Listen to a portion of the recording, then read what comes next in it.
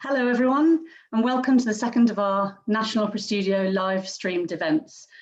My name is Emily Gottlieb and I'm the Chief Executive of the National Opera Studio, and it's my great pleasure to welcome all our viewers to this In Conversation evening, which is broadcast live on YouTube. The National Opera Studio is the UK's leading opera training organisation, and we work in partnership with the six UK opera companies, the largest six opera companies, Royal Opera House, English National Opera, Opera North, Welsh National Opera, Scottish Opera and Glyndebourne. Each year, the studio selects around 16 very talented young artists, singers and repetiteurs for 9 months of intensive training. And its 625 odd alumni are found on the stages of the world, not unfortunately at the moment, but they certainly will be in the very, very near future, and on the music staff around the world. And we are hoping that many of them are joining us this evening to listen in to our singer and to our coach Mairi and to our fabulous coach Ingrid. What makes the studio successful is the quality of its training, and we're especially delighted with our amazing coaches who really are some of the finest in the country.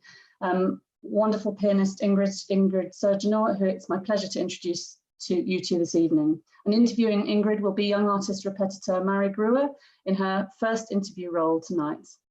As mentioned, we're live on YouTube, which gives you the opportunity to also pose your own questions to Ingrid. The NOS team is standing by to receive these on the YouTube live chat screen, or alternatively, you can email them to info@nationaloperastudio.org.uk, and the team will then feed these to Mairi. The National Opera Studio is delighted to make this event available to everybody for free. However, like many arts organisations in this time, the pandemic has had a big effect on income. And if you feel like you can make a contribution, however big or small, we'd be very happy to hear from you. And you can donate at the National Opera Studio website, www.nationaloperastudio.org.uk/donate today. All that's left for me to do is to hope you have a wonderful evening and to hand over to Mairi to wish you a pleasant evening with our two fabulous people. Thank you, Mairi. Thank you very much, Emily. And hello, Ingrid. Where are you chatting from tonight? Hello, Mairi. Hi, I'm chatting from Cardiff in my home, in my music room in front of my piano, so I feel quite comfortable here. Where are you, Mairi? I'm sure I'm up in sunny Scotland at the moment. So yeah, it's been quite nice, I have to say. Speaking of your piano, not to skip ahead too much, but I know there's quite a nice story behind that beautiful instrument.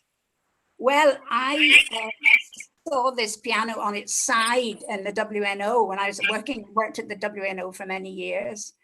And I wondered what was happening to it. So I asked the head of music staff, what was it being sold? Was it being renovated? And evidently they were having a new Steinway coming through. And I said, well, what's happening to this one? They said, we're selling it. So anyway, to cut long story short, I bought it. And I had it renovated. And it's in my room now, which took some doing. But the interesting thing about it is that I've contacted the Steinway. It's a Model D Steinway. It's the largest one that's been made by Steinways. And I contacted the original managing director, a chap called Bob Glazebrook, who did a lot of tuning, and I mentioned this piano to him, and he said, oh, is it 166299, something like this? And I said, yes, it is. And he said, well, that's the piano that used to be in Abbey Road Studios. Oh, amazing. Wow. So it's in my room here is the piano that was in Abbey Road Studios. Well, of course, my mind was going to, I wonder if the Beatles played it. Yeah. What a great history. But it's a fabulous piano. It's 108 years old now. So. Yeah. Well, hopefully we'll be able to hear it, not just over Zoom at some point. Yes. So speaking of the piano, we should go back to the beginning. Who introduced you to the piano and what drew you to learn it when you were younger? Well, like a lot of people of our generation, there was a piano in the front room. And when I thought this was going to be a question, I thought, well, why was there a piano in the front room? But my brother is quite a bit older than me, and he learned the piano and also the clarinet. And so when he was in university, and he's over 10 years older than me, he was looking for an accompanist to accompany him, with extremely difficult things like Brahms, clarinet sonatas, and this sort of thing. And I was quite happy to be dragged in to play for him. So that was how I started accompanying, really, from the very beginning. That was very kind of you to do that for your brother. And I'm sure a very nice brother. I'm sure not many people actually started out as an accompanist. It's quite unusual, actually, I guess. I suppose it is, really. Yeah, that's true. And also, when I didn't go to a school which had music on the curriculum, but it was strange that also one of my best friends is a violinist, and she played in the Ulster Orchestra for many years and studied in Manchester, and I also used to accompany her. So that, but not singers, strangely enough. It was always instrumentalists. Yeah, wow. So you grew up in Belfast. What was the musical scene kind of like there when you were growing up? There wasn't a great deal of opera. I think opera was more or less sort of bussed in by, foreign companies and Italian singers, that sort of thing. There was quite a lot of oratorio. I remember going to see the Messiah in the Ulster Hall, and I think there were 4 Messiahs on the trot in, 4 days, Tuesday, Wednesday, Thursday, and Friday. And the Ulster Hall is quite a big place. There were recitals, British Music Society, that sort of thing, but very little opera. And in fact, nowadays, it's a very different story with Northern Ireland Opera having come into its own, really. And I still work over there quite a lot, which is great. I used to play the cello rather badly, actually, but it was a good excuse for getting in, playing in the youth orchestra, and having lots of friends that I met through that. Yeah, I used to play the trombone, and I do miss that being in that big group. It's, I guess, being a repetiteur is about as close as we can get to that. Well, I think that's part of it, isn't it, Mairi? We enjoy making music together with people, and I love being in the orchestra, even if I was hopeless. I enjoyed the overall sound. I mean, I eventually did a lot of orchestral piano playing, so that I quite enjoyed that as well. Yeah, it's such a good feeling. So after you grew up in Belfast, you moved to London to start your studies at the Royal Academy of Music. What was that like, going to London? Oh, it was incredible, actually. I mean, it was just so exciting living in London, where the centre of everything, really. And as I say, the school that I went to was not a school that had music on the curriculum. So to be surrounded by other musicians was something very new for me. I mean, some of the students have been to music schools, and for me, I did the A-level and O-level music on my own bat, really, so to be surrounded by other musicians it was very exciting. Oh, I'm sure. Yeah, it must have been, lots of people to play with, I'm sure. So you studied with Gerald Moore, which is amazing. I mean, I know, as an accompanist, we read all his books and everything. So what was it like to study with him as a person, and did he have any gems of wisdom? Well, yes, I mean, I was a real sort of fan, obviously, and I'd actually been to Edinburgh, to the Edinburgh Festival, to see him play just before I came to the Academy, and I just love the quality of the sound that he makes. I mean, I don't know whether you find that, Mairi, but I can almost tell that it's him at the piano, and I used to look very carefully at his fingers and think, well, how on earth did he do that, But I even went to his house once, which was very exciting. Wow. And most of the study I did with him was in masterclasses. He did a lot when he retired. Mm-hmm. He did a lot of masterclasses, and so I was fortunate, really, that I was able to utilize those. But another great influence for me was Paul Hamburger as well. Oh yeah, who was an amazing teacher, and he was somebody who was fanatical about fingering, and also had a small hand like me, So he had a great influence on me and making me work much harder than I was used to, So that was It's always great. quite relieving to hear when these people have small hands. It gives us some hope, I think. Well, I could never stretch an octave in my right hand, you know. Really? I could, I could in my left hand, but not in the right. So I had to sort of train myself a bit. But no, I mean, it's you somehow or other you find how to cope with it. But I remember wanting to get hold of Paul Hamburger's fingering because it saved me the effort of trying to work out how I was going to manage it, you know. And he used to finger everything, which was very, very useful for me. Yeah, I'm sure. And so when you started at the academy, were you a soloist, or did you always start with singers when you moved there? Well, it was interesting.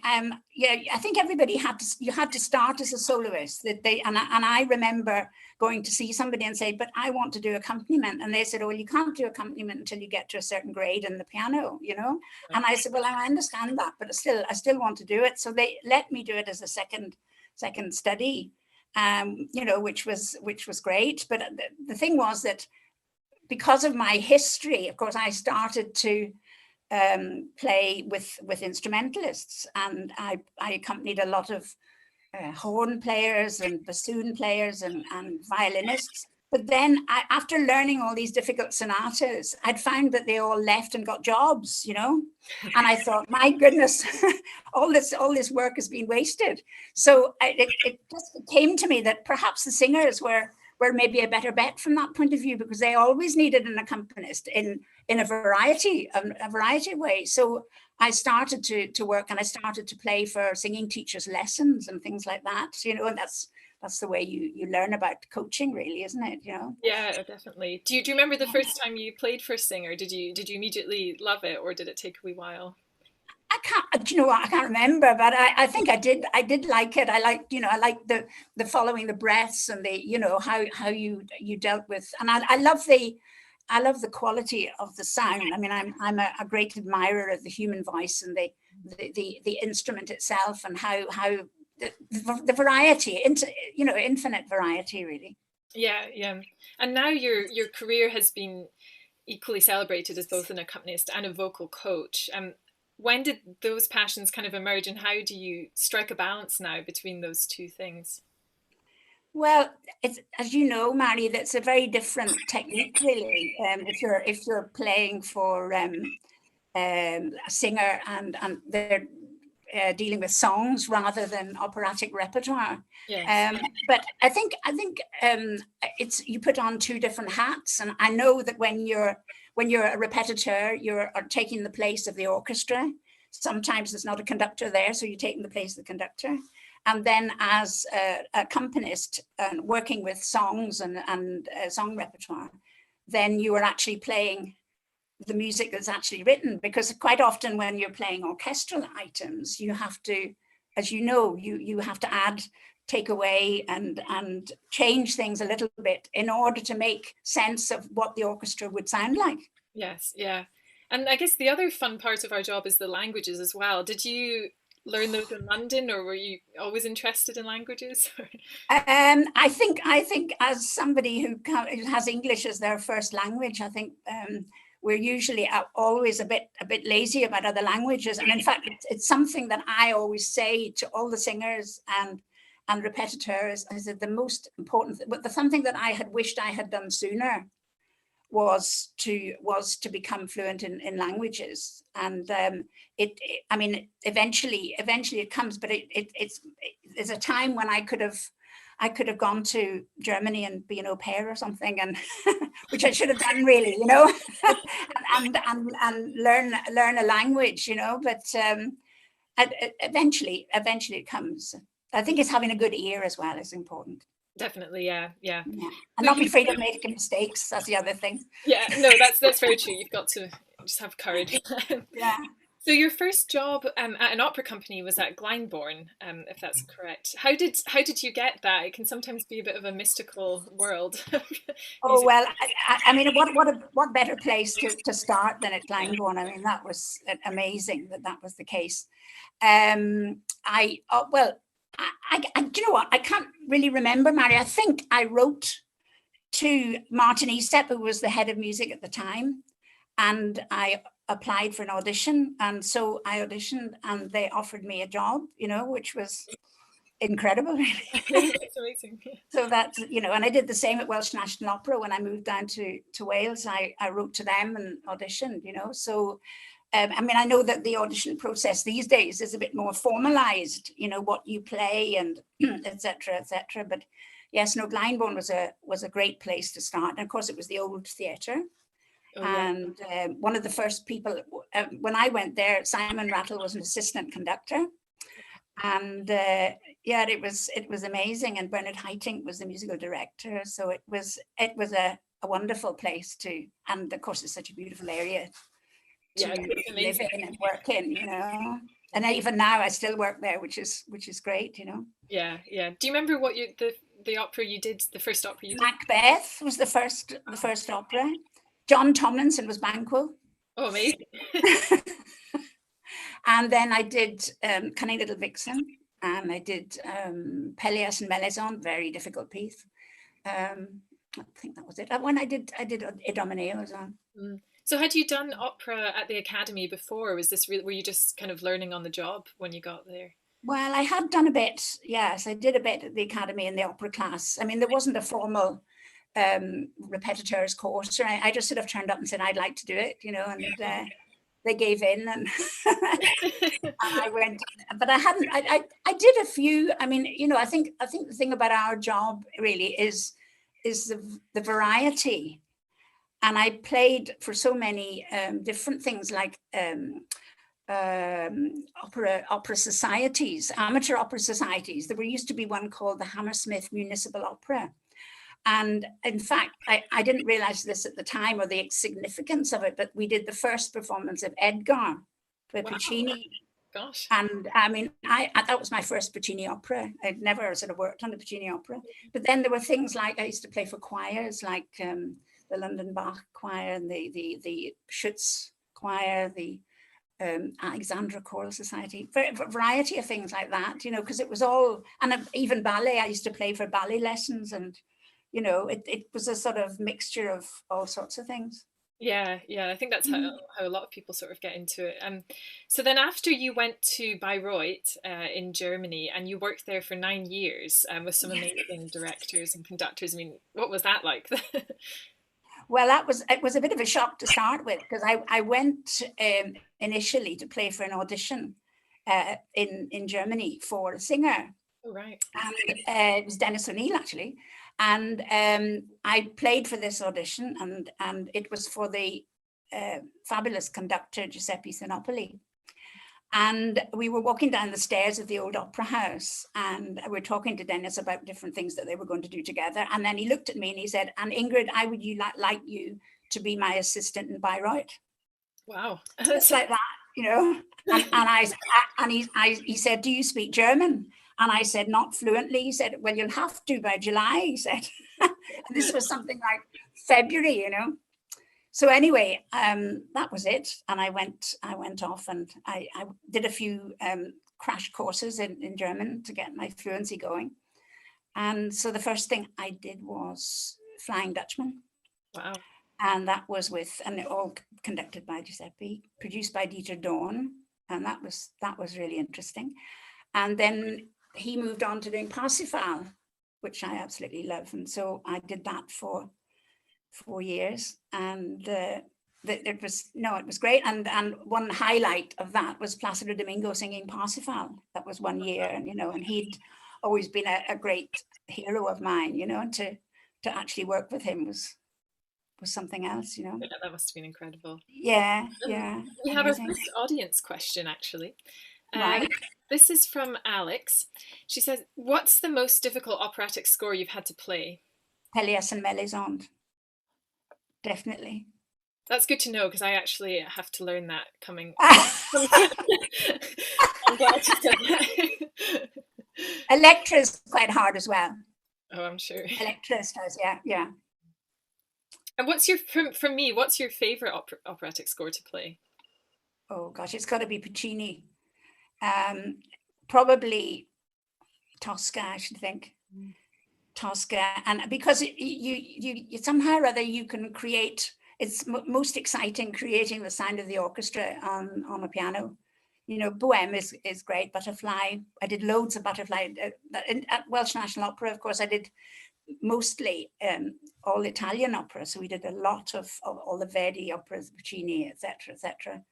And no, I also like, I mean, I enjoyed the Wagner scores as well. I remember there was a marvelous occasion when I used to have to go into the Festspielhaus on my own, and they'd had the piano was in a lift in the pit, and I used to have to play some of the sections between when the scene moving sections, you know. Right. And sort of sitting playing that on your own in the Festspielhaus, that was a very special. Because I mean, it's amazing. The pit, as you know, it's down on 7 or 8 levels, whatever, you know, and it's like it sounds like a cave, you know. I'm sure. Yeah, the history of that place, and it must have been an amazing experience. And all the old wood, and yes, I mean, it's fascinating place. But I think the main thing is that the singers don't have to have enormous voices, because the orchestra will never drown the singers in there. Mm-hmm. So it's really, you know, it's fascinating from that point of view. I'm sure. Yeah. And how did you enjoy living in Germany? I enjoyed it very much, actually, and it was never for very long. It was just for the rehearsal period, so it would be 4 to 5 weeks or something, or maybe 6 weeks altogether, you know. And then my children were able to come out in the summer holidays, and oh wow, my son sat through all the whole of Parsifal when he was about 8, I think, which was very impressive. That was impressive, yeah. Not a lot of people. So from there, is that when you went to Wales and started your time for the BBC Cardiff Singer of the Year of the World? Well, I went to Wales before that, time, and went to Bayreuth. Well, while I was in Wales, but yes, the Cardiff Singer of the World still does actually plays a very big part in my life. You know, it was very interesting how it started, because it sounds like a very grand title, and I think that. A lot of people were saying, you know, what's this Cardiff Singer of the World? It sounds, you know, very overpowering somehow. And the guy who started it was a chap called Mervyn Williams, who was the head of music in BBC Wales at the time. And he was I had very high ideals and broad ideas, and he'd thought, how can he was given the task of putting St David's Hall, which was a new concert hall in Cardiff, and putting it on the map. And he thought, well, what can we do? And so he thought, I know, Wales is known for its Eisteddfodau, and why don't we have a giant Eisteddfod?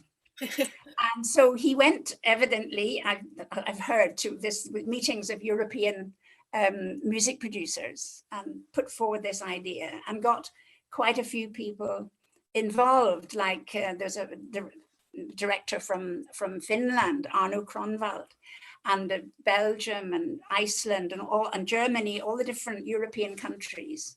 And initially, they all sent a representative to the competition, and this was in fact what happened when Karita Matala was sent by Arno Kronwald to represent Finland. And unbelievably, in June 1983, as it was, she was the first singer in the first competition. Wow. So, I mean, and she stood there, 23 years of age she was, you know, and she stood there, and there's this amazing sort of you know, Viking-looking lady, you know, tall and blonde and singing like a goddess, you know. And everybody said, "My goodness, what about this competition? It's quite something." So, and what was also a great strength of the competition is there were no rules at that time of what you could sing. You could sing songs, you could sing operatic arias, you could sing oratorio, you could sing songs with orchestral accompaniment. And it was just one program, not 2 as it is now. And that happened from 1983 until 2001. And I was one of the official accompanists. So what happened was that quite a few people chose to sing maybe 2 or 3 songs, or one. Well, in fact, there was a Scottish soprano who sang mostly song repertoire, apart from one aria. Oh, right. And which was, and so that was their option. So in the final, Carita Matala sang 2 songs, which I played for. Wow.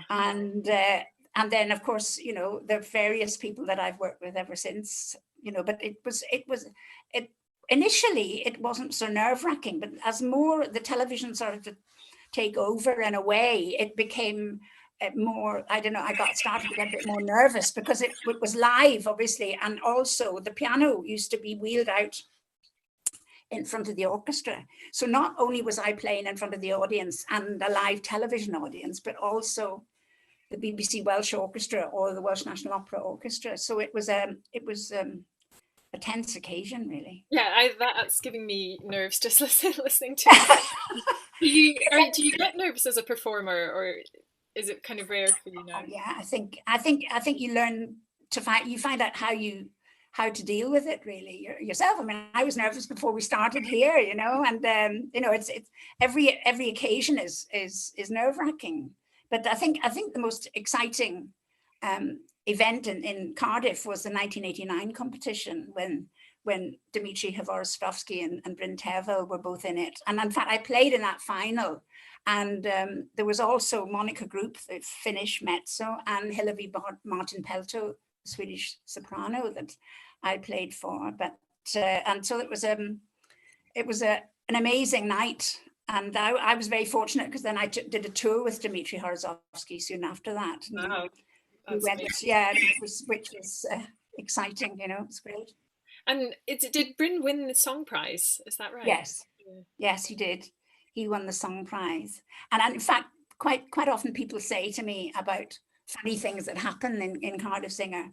And there were 2 in that very year, 1989. One of them was, somebody said to me, when was your best performance? And I said, well, there was one piece that was being sung by a Norwegian soprano, and all I had to do was to put my foot on the pedal, and she sang into the open piano, and it was a modern piece which was sort of unaccompanied, really, except that the pedal had to stay on, so you got the noise of the you know, obviously the sympathetic noise, but I didn't play any wrong notes. Yeah, that must have been a relief. The other one, there is an amazing YouTube video, I just have to say, of Ingrid playing Ölkönig at the Cardiff Singer of the Year. Speaking of well, that was with it's on YouTube with Neil Davis, and Neil Davis was, I think, the only person to win the song prize who didn't get into the final. Oh, wow. So he sang Ölkönig, and I mean, it's the most nerve-wracking thing to do that, and I played it in the final once as well, you know, and it really is really very, and it's something, it's like running a marathon, you know, you've got to be going at it for a few weeks, and then eventually you build up the stamina, really, to be able to cope with it. I'm sure, yeah. And over the years, not to pick favorites, but do you have any particular singers that you just loved working with on their songs? I loved working with Mikael Folle, who I'm sure people have seen him a lot in Covent Garden and Bayreuth, I know. He sang 3 Wolf songs, and he was one of the people that I thought would have been definitely in it for the song prize, because he was absolutely brilliant. I think one of the finest voices I ever worked with in the competition was Guan Yang, the Chinese mezzo who won in 1997. And there have been quite a few NOS people. There's been, as I say, Neil Davis, and I think Paul Whelan. Oh, yeah. He won the song prize, and also Katerina Carneas. I played for her when she won the competition. Yeah, so it's been quite a success for the studio. Yeah, rich history. We have another question, actually. This is from Nick. What was it like to work with Wolfgang Wagner?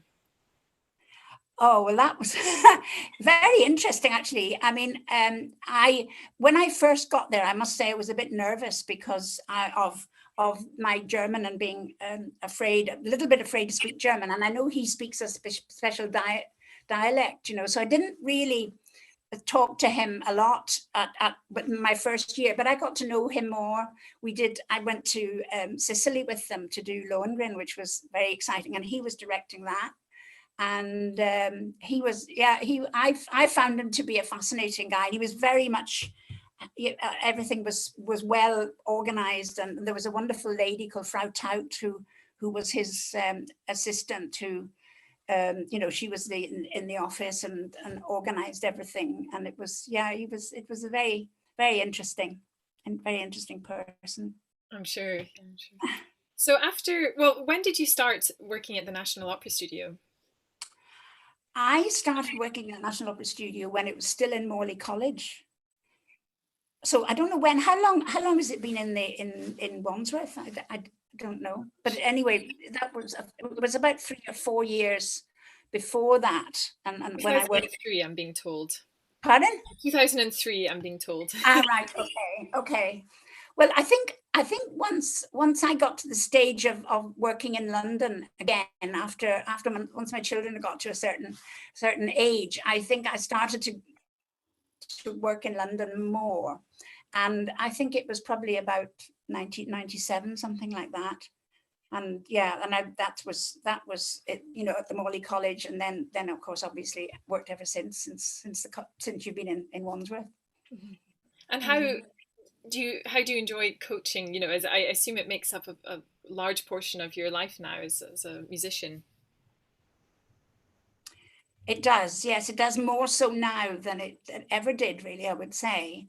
I find it fascinating because I always think there's two completely separate things about singers. There's the voice, there's the literally the human voice, the instinctiveness of that, you know, and which is not necessarily to do with how much you think about it. It's sometimes more instinctive and as well. I mean, obviously there's just technical details, but and then of course there's you, the performer, the singer, the performer, which is everything else, which is the color, the feeling, the intensity, the language, how you put across the, you know, and so I mean, I see my job as twofold, really, is making sure that both sides are looked after, because it's very easy to forget when you get a lot of input about language and feeling and words and we're moving on stage.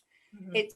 You know, it's very easy to forget about the singing side of it as well, and actually using the voice. So I mean, I like working with both sides of it, really. Mm-hmm. And I suppose I learned quite a lot early on about vocal technique as well, through working with a lot of singing teachers, and that you pick, you know, you must have done this as well, Mairi, you know, you pick that up as you're going along, and you learn from the really good ones, and you learn from the ones that you haven't necessarily agreed with, you know. It's very interesting. It's fly on the wall. Yeah, that's right, exactly. And when I'm at Glyndebourne, for instance, you know, and I'm a senior coach at Glyndebourne, I enjoy being involved with the singers, and also having the opportunity. I mean, this is the marvelous thing about Glyndebourne, is that there is the possibility of working with the singers. And if you see somebody that needs some extra, or you think might like some extra help, then, you know, we're able to formulate that and put time aside for that sort of additional work, you know. So that makes it really exciting. Yeah. And then at the opera studio, I mean, there's a wide variety of singers and repetitors, obviously. And what I really like doing is when there's a couple of singers, you know, I work at the Royal Academy as well, the Royal Academy of Music, and to follow them through to the National Opera Studio, like there's Shengzi Ren and Q Choi are there now, and they were my students in the academy, you know. So that's very satisfying as well.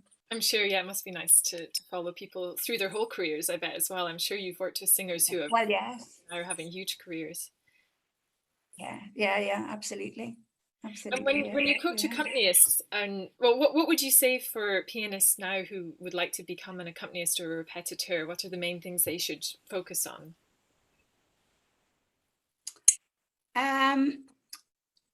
I think, I mean, looking back at my career and my faults, I think one thing, I was always a pretty good sight reader. I don't know whether that was natural or whether that was something that I was taught. I had an amazing piano teacher, actually, when I was in Belfast. We didn't have to do any scales and arpeggios, which people would probably look down their noses at. But it was great as a youngster. All you had to do was to go in and do to play beautiful music, really. But every lesson we had sight reading. And I think, so whether that became something that I learned or whether it was something that I did. So I think that was, I always found that being something that was an advantage to me as an accompanist. But it also is a disadvantage because you think you can do it, and I hate to tell you this, Mairi, but you cannot sight read Pelléas and Melisande. I wasn't going to try. Well, maybe some people can, but I couldn't anyway. And so this, I think the main thing is study, really, is working out, first of all, making sure that you translate everything, and if it's not your language, and that's something that people can do in lockdown, is write the translations into operas, because it takes forever, but it's much better if you do it yourself, because you know what it means as you're doing it, and so that's one thing. And then also, I think fingering is amazing, and is an essential part. And the other thing being, I think when you're playing for a singer, no matter what music it is, it must always have some form of line. And so legato, I think I've told you this before when we've been working, some sort of legato fingering, and gives you a sustained nature at the piano. I mean, the piano is a percussion instrument, and we have to sound like, maybe 100 violins or all the things and harps and all sorts of things. And I think that aspect of it, working out how you make the piano sound like an orchestra, and that's connecting all the sounds, because the sound dies in the piano. So you've got to keep maintaining the sound. It's really important. I know what you mean too about hard work, but that's fun. Yeah, and if you're good at sight reading, it's easy to look past some of that really detailed work at times. So it's definitely good. Yeah. It kind of brings us on to actually a question from Emily has sent through a question. What's the difference between an accompanist and a repetiteur? Well, I mean, a repetiteur often is an accompanist, I think, but I would say that accompanist is maybe somebody who doesn't actually work with operatic repertoire, can be somebody who accompanies singers, or be a partner with an instrumentalist. And then a repetiteur is somebody who works in an opera house and helps with playing for rehearsals, playing for music calls, and sometimes repetiteurs go on towards being a conductor, for instance. And that can be a route that they take, or they can become a chorus master. It's more, repetiteur really is basically to do with opera, as far as I know anyway. That's the way I see it. I was going to ask you, actually, as a repetiteur, we're often asked, do you want to be a conductor? Are you going to go in that direction? Have you ever thought about that yourself? Well, I mean, I have thought about it, and it went out of my head pretty quickly once I'd thought about it. I always think of these fantastic musicians sitting in the orchestra, and who am I to tell them what to do? I think, I don't know, I just think it's not my personality. But I mean, I think you have to do a bit. You'll find this, Mairi, is that you sometimes maybe a conductor doesn't turn up, and you have to do it, And so, in fact, I did do a bit with there was a Parsifal which you can get on YouTube, which was conducted by Giuseppe Sinopoli, and a lot of the time during the rehearsals he wasn't there, so I conducted the rehearsals for that. And you know, and I've done a bit, but it's not my talent, I'm afraid. I realized it wasn't it wasn't for me. Some great experiences, I'm sure, doing those little bits. We have another question from Michael on YouTube.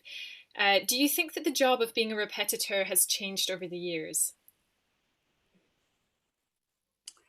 Gosh, that's a hard question, isn't it? That's a very good question. I don't know. I don't really know. I think you're still doing the same task as you were. You know, when I began, you were still playing for rehearsals. I think maybe repetiteurs perhaps do a bit more coaching now than it used to be, or whether that's just happened because I've gone into that. But I think it depends entirely on what route you go. But I don't think it's changed that much. I mean, you know, I think the pianos are the same pianos and the conductors are the same conductors and the singers. I mean, obviously, maybe if you're looking at something at modern music, for instance, you know, the repertoire might have changed quite a bit, you know, but no, I think it's the same, really. It's true, yeah. We sort of have to do a bit of everything, I think, and that's probably been the case. Well, this is the point, isn't it? I mean, that's why I say about variety. You know, it makes you know, it's part of the and also it helps you to find out what your particular talent is. You know, I mean, I remember playing orchestral. I did a lot with the London Mozart players when I was in London, and then also with the BBC Welsh Orchestra when I came to Cardiff. And I find that extremely nerve-wracking, you know, because when you'd play, you'd be in the middle of a symphony and you'd have 1,000 bars rest before you came in, you know, and the timpani players would be reading a paper or something and come in and do something like this. And I'd be sitting there going 999,000, you know, I just couldn't, I didn't have the confidence not to count in between. Oh, it's very nerve-wracking. I think the first repetiteur experience, I did the magic flute, and then I ended up doing the thunderboard later. So yeah, you just do everything, really. Yeah, you do. Absolutely. I've got a question from Bob, and this is actually back to Cardiff Singer of the World. He said, many singers now take their own accompanist. What advice would you give a repetiteur going there, and what advice do you have about repertoire, especially for the song prize? That's a very good question. I know Bob of Cardiff Singer days, absolutely. Now the National Opera Studio. I remember when I first did it, there weren't that many people brought their own accompanist, and so I played for most of the people that were doing song repertoire. And Anna Williams, who was an amazing lady who ran the competition, she used to ring me up 2 or 3 months beforehand and say and give me the repertoire so that I would know maybe more than that actually what I was going to play. And she'd say, well, how much rehearsal do you need? And I'd look at the repertoire and see what was involved. And we used to get as much rehearsal as was necessary, really, you know, so that it was well organized and well, you know, I mean, you know, I played the Old King 3 times, and that all had to be rehearsed, and lots of other sort of more difficult repertoire. Okay. I would say, if you're going there as with a singer, I mean, I think I would say as much rehearsal as you possibly can before you get there. And I think the other thing I always felt was, I felt a sort of sense of responsibility because I didn't want to let anybody down, you know, but yet I thought, well, it's not about me, really. It's all about them. And the more I thought of that, the more I was able to be supportive, really. The other question is about repertoire. And I think that's absolutely vital. I mean, and now that I'm involved on the selection panel for the Cardiff Singer of the World, and I look at there's a team, Lyndon Jones, who's a BBC producer, and myself. We look at the maybe 400 DVDs that are sent in, you know, and it makes, I always feel that the repertoire choice is very important. I always say it's finding repertoire that suits you, that shows all your strengths, and none of your weaknesses. And then also, I think it helps when repertoire really goes to the heart. You know, if you, it doesn't matter who you are, you can't not be moved by certain music. And I think that's very important when it comes to the repertoire that you choose. Definitely, yeah, it makes for those really memorable performances that we all have from that competition specifically. Yeah. Bob has another question about the competition too. Well, he said, what advice would you give singers about repertoire generally? And finally, why do you think so many singers who don't win but go on to make the final go on to great careers, often far better than the overall winner? Oh my goodness, that's oh, that's not for me to answer, is it really? That's for the jury. I mean, it could be very well. I mean, I can certainly say that there are quite a few people. I mean, Nina Stemmer was a finalist but didn't win. She's you know, and I remember playing for John Relier, and I played for Mikael Folle, you know, and these people didn't get through to the final. And, you know, who knows? I mean, you know, maybe it might have been something to do with the repertoire. It could have been a repertoire choice, or, you know, when you've got you know what it's like. I've been on panels, you know, and everybody's got a different idea. I mean, this is the exciting thing about singing, isn't it? Is that everybody has their opinion, you know, and so I think sometimes that will happen on a panel, and then there wouldn't necessarily be, you know, I mean, I think this is what's great about, in a way, about having an audience prize, you know, is that in a way, quite often that's a good gauge of what of the singers, as well as obviously the panel as well. But sometimes it's quite interesting to see that.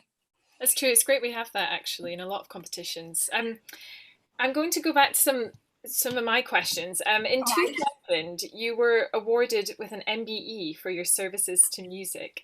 How did it feel to be honoured for your work, and did you meet the Queen? Well, yes, I mean, it was fantastic to be amazing to be honoured, and yes, I did meet the Queen. Wow.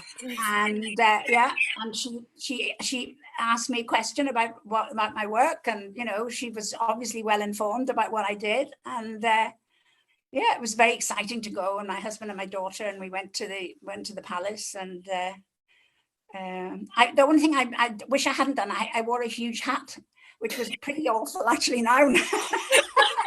I look at the photographs and I think all I can see is this flipping hat. Why did I wear a hat? I don't know. I just thought it was one of the things that you had to do, you know. If you couldn't be a musician, this is from Alex on YouTube. If you couldn't be a musician, what would you be? Oh gosh, that's a good question actually. I think I might have been a politician. I don't know. Ooh, okay. I'm not sure. I get quite, but the only thing is I get upset about things, you know, and I get a bit sort of, you know, up on my high horse, you know. So I'm interested in politics and world affairs and the wider community, you know. So yeah, I don't know. I wish you told me that one beforehand. I had a good think about it. Well, now we're all in isolation. What do you think? What advice would you give to young singers and repetitors and musicians really about the best way to spend our time?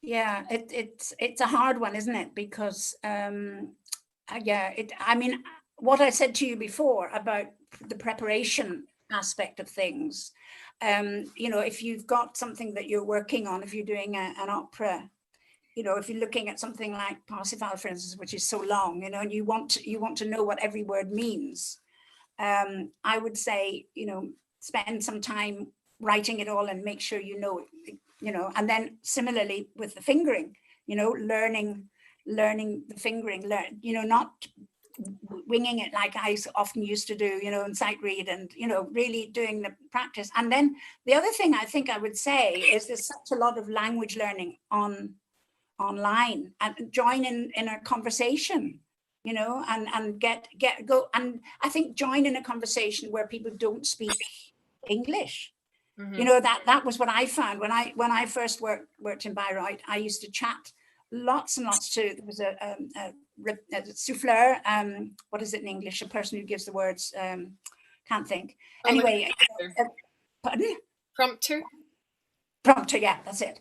And she didn't speak any English at all. It was great because I could speak German and make mistakes, you know, and it's being able to do that. I think if you can find some way of doing that when you're in, you know, in isolation. And it's been very interesting, actually, being involved, because obviously the Opera Studio still is carrying on with sessions, as is the Royal Academy of Music. I was saying to Emily today that I was in south of Beijing this morning with one of my students online, and I finished up this evening in New York, and you know, doing coaching online, which is, I mean, anyone that knows me will know that I'm a bit of a dinosaur with regard to, you know, it's amazing that I'm talking to you on this now. But I found that it's quite difficult to work to play the piano and somebody sing, because obviously there's going to be a time lag. So I've been extremely busy and I've never practiced so much in my life, making recordings and sending them to all my students so that they've got a recording of the aria or the songs. I mean, the 4 last songs I've been doing, for instance, and a couple of my students are doing that, and Ella Taylor is learning it, isn't she, at the Opera Studio? Yeah. And you know, sending the sound to them so they've got it there. Yeah. And then I'm able to work with them, and as long as they've got a decent speaker that I can hear. I mean, there was one today, I couldn't hear myself at all because he had it in his ears, but I could hear him singing, you know.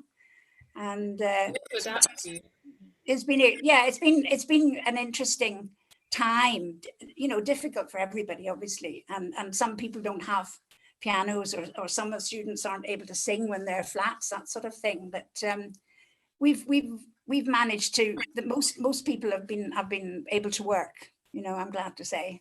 Yeah. Do you have a favorite memory if you think back of your career? Are there particular highlights that kind of stick out to you? Well, I think working with Placido Domingo and that was a great highlight of my career. I also took part in a concert in Cardiff with Tom Jones. Oh. That was a real highlight. In fact, if you could see now, you'd see me in a picture with him up there. Oh, wow. I wasn't playing for him, sadly, but it was we were in the same concert. And I think I must say working in Glyndebourne has been a highlight, and obviously Cardiff singer as well, and all the various, and I think all the variety of nationalities. And you realize, I mean, the great thing about the human voice is that everybody's equal, really. You know, that they're the amazing voices that come from, you know, when we're listening to the Cardiff Singer of the World auditions, there's tapes that come from a front room in Cuba, perhaps, or a theater in the middle of Mongolia, you know, and those people have got something in common. They've got a great voice and a love for singing. And I think that, you know, that's been the very, very special thing about my career, is working with these fabulous singers, and, you know, and I just love the sound of the human voice. Yeah, I do feel very lucky whenever I think that we're in this business, you know. Yes. So when we finally get out of isolation, what do you think the first thing will be that you will do? Oh, well, I definitely want to see my son and daughter and my 2 grandsons, Harry and Tom. Tom was 3 yesterday. Oh. So we saw him cutting his birthday cake, and everybody singing happy birthday to him. And and also I'm a bit of a bird watching freak, you know, so I'll be going down to the wetlands in Newport, or the wetlands in Cardiff, and trying to see a few interesting different birds with my binoculars, you know. Lovely, yeah. That's exciting. Well, thank you so much, Ingrid. I've always wanted to know about your career, and especially as being a repetiteur is not the most common job, and being a woman as well is really inspirational to have you on the coaching staff at NOS. So it's been wonderful to hear about your whole career in music. Well, thank you, Mairi, very much indeed. Thank you for asking such good questions, and all the best for your future.